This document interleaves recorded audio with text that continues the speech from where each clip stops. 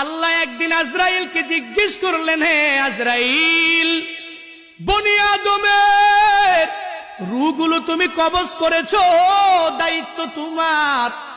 হে আজরাইল, তুমি আমারে জানাও না ওই বনি আদমের মধ্যে কোন কোন রূহ কবজ করতে তোমার অনেক কষ্ট হয়েছিল?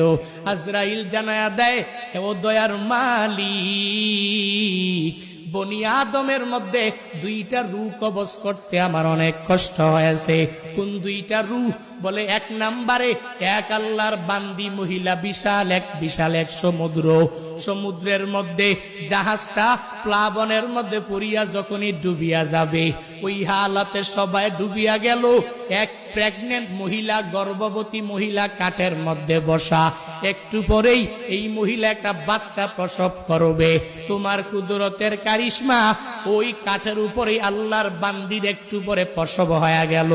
সন্তানটা দুনিয়ার মধ্যে ওই কাষ্ঠের উপরে যখন দুনিয়াতে আসলো, তখনই তোমার অর্ডার হয়ে গেল, হে আজরাইল, যাও এই বান্দির রূহটাকে কবজ করে তুমি নিয়ে চলে আসো। আমি যখন ওই কাঠের উপরে ঝুলন্ত ওই মহিলার রূহটাকে কবজ করার জন্য যখন আমি চলে গেলাম, আমার মনের মধ্যে অনেক কষ্ট ওই সময়ে লেগেছিল। কারণ কি আল্লাহ জানেন না? কারণ হলো এই কাঠের মধ্যে যে এই বান্দি সন্তানটা, ওই সন্তানের কি উপায় হবে, কই যাবে? কারণ দুনিয়াতে তার মা থাকবে না। মা ছাড়া সন্তানেরা যেই পরিমাণ পাগল পারা হয়ে যাবে, হে বান্দারা, ওই হসপিটালের বেডের মধ্যে গিয়া দেখবেন, ওই জায়গার মধ্যে কত মায়েরা ডেলিভারির সময় দুনিয়া থেকে বিদায় নিয়ে চলে গেল। সন্তানেরা কত কষ্ট করে লালিত পালিত হয়ে গেল, কারণ দুনিয়াতে মা নাই। মা ছাড়া সন্তানটা দুনিয়াতে টিকে থাকতে পারে না। 70 বছরের ওই মুরব্বী নিজের মা হারাইয়া কান্দে, চোখের পানি ফালায়া, ওই বাবা হারাইয়া কান্দে।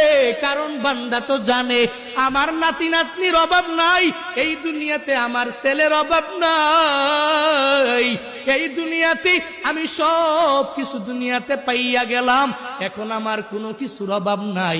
কিন্তু আমার মা ছাড়া আমার এতিম অবস্থা হয়ে যায়, আমার বাবা ছাড়া আমার এতিম অবস্থা হয়ে যায়।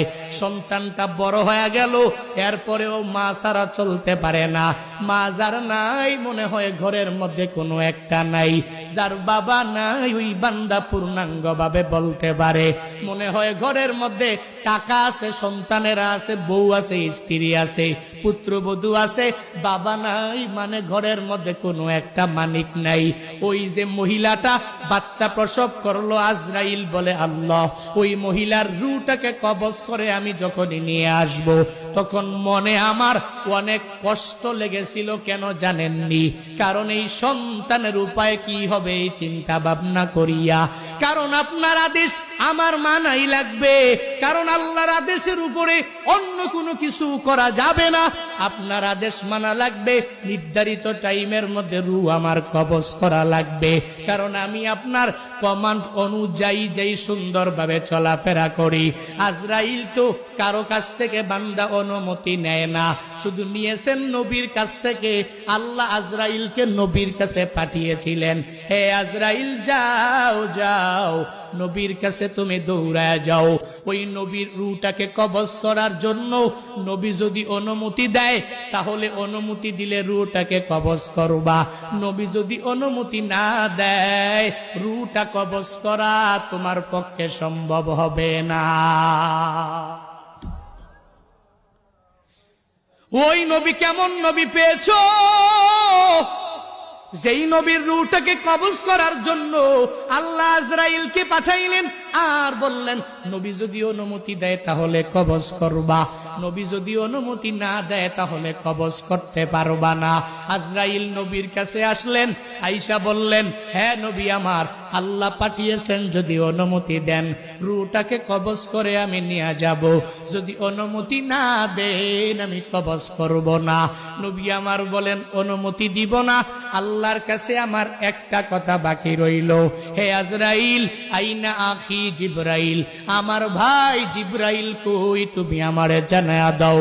যখন আজরাইলকে বলা হলো, আজরাইল বলে জিবরাইল ফিস সামাইল উলা, প্রথম আসমানের মধ্যে জিবরাইল বলে যাও যাও, ওই জিবরাইলকে যা খবর দাও আমার কাছে আসতে বলো। আমি জিবরাইলের কাছে একটা কথা বলবো, এটা রবের কাছে নিয়ে